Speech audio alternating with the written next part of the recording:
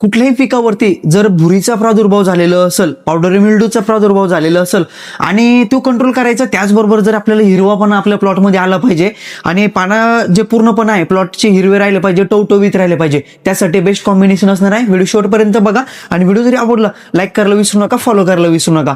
काय करायचं आहे, 200 लिटर पाण्यासाठी आपल्याला जे आहे का बायर कंपनीची जे लुना आहे, लुना एक्सप्रेस जे बुरशीनाशक आहे ते आपल्याला घ्यायचं आहे 200 लिटर पाण्यासाठी 200 ग्रॅम.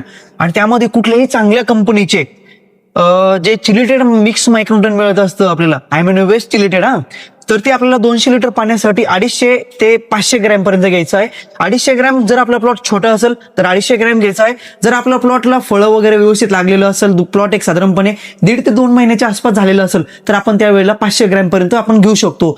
दोन्ही औषधी एकत्रित घेऊन जर आपण आपल्या प्लॉटमध्ये जर व्यवस्थित फवारणी मारली तर आपल्या प्लॉटमध्ये जो बुरीचा प्रादुर्भाव झालेला आहे त्यावरती 100% नियंत्रण मिळवण्यासाठी आपल्याला फायदा होईल.